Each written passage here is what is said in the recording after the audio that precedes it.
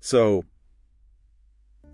looking at the stack of sources, it's kind of jarring, to be honest, Yeah, it really is a wide span. because we've got handwritten letters from Christopher Columbus in the 1490s sitting right next to like a Department of Justice investigation from 2003. And at first glance, it feels completely disjointed until you realize they are all part of the exact same deep dive into Marion County, Mississippi. Right, it's a massive timeline, but the sources argue it isn't random at all. They call it an architecture of violence.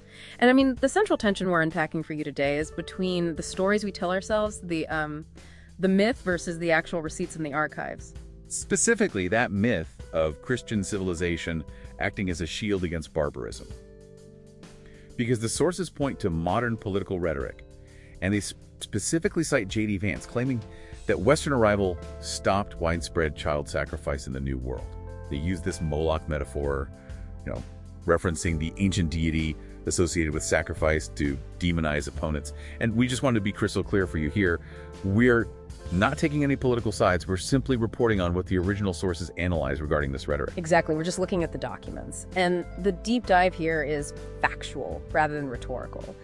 The sources point out that while sacrifice absolutely existed in Mesoamerica, like with the Aztecs, archaeological evidence shows it was virtually unheard of among the thousands of cultures in North America. Right, but then there is this major twist in the documents.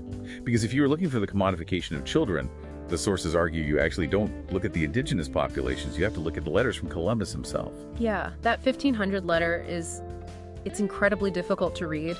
Columbus is writing to a friend and just casually mentions that trading girls, specifically those aged 9 to 10, was common, and that there was a ready market for them. And it wasn't just trade either.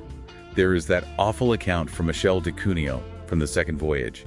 He describes capturing an indigenous woman, and when she resisted his assault, he whipped her into submission. The argument in the text is that this was the introduction of a specific type of systemic abuse. Not a rescue from it, and that system evolves. It doesn't just stay in the Caribbean. Because if you look at the research on the Whitecaps in the 1890s, specifically in the Pine Hills region of Mississippi, the violence shifts from conquest to pure economics. These were the white supremacist paramilitaries. Yeah. But their motive wasn't just blind hate, it was targeted economic terrorism. They went after successful black landowners to stop the accumulation of generational wealth. And the sources detail their specific tactics, like they would nail a crudely drawn coffin to a black farmer's. To their door. Yeah.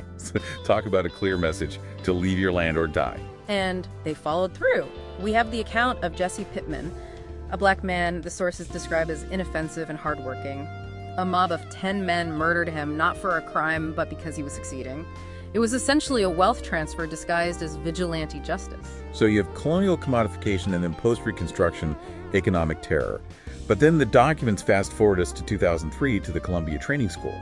And this is where that Moloch rhetoric about saving children really collapses into this heavy irony. It is a dark irony. The DOJ investigation found that the state itself, the institution designed to reform children, was actually torturing them. And the specifics are distinct. They weren't just being harsh, they were using hog tying. That's shackling a child's hands and feet together behind their back. The report also details pole shackling for public humiliation in a dark room, which was a windowless isolation cell used on girls who were suicidal. The source makes a really bold argument here, stating that this is the actual child sacrifice, the state sacrificing vulnerable kids to maintain control. But the sources also suggest this isn't just about bad policy, it's about personnel. Which brings us to the ghost skin phenomenon. Right, from a 2006 FBI assessment. Ghost skins is a term for white supremacists who avoid overt symbols, so no shaved heads, no visible tattoos, so they can infiltrate law enforcement and military institutions. They blend in to enforce their ideology from inside the system. And the sources name names to show this isn't hypothetical. You've got Jared Wise, a former FBI agent involved in January 6th.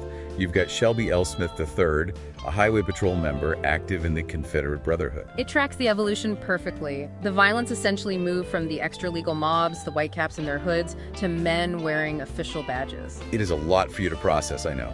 The sources wrap this up by pointing out a theological paradox. From Columbus to the Whitecaps to the training school staff, the perpetrators often publicly identified as Christian. The argument is that it represents a failure of faith to transform the moral core. But the sources don't end on total despair. They bring up the concept of melanated excellence. That's the resilience factor. The fact that Black and Indigenous communities have survived, built wealth and maintained culture despite this 500-year architecture. It is framed as a testament to incredible strength, and it forces the question the author leaves us with of whether a society can actually heal if it continues to sanitize this past instead of facing it. That is definitely something to sit with. But here is a final thought for you to explore on your own that builds on this. If these historical architectures of violence are so adaptable, what modern institutions are we implicitly trusting today that might just be wearing a new kind of uniform? Thanks for joining us on this deep dive.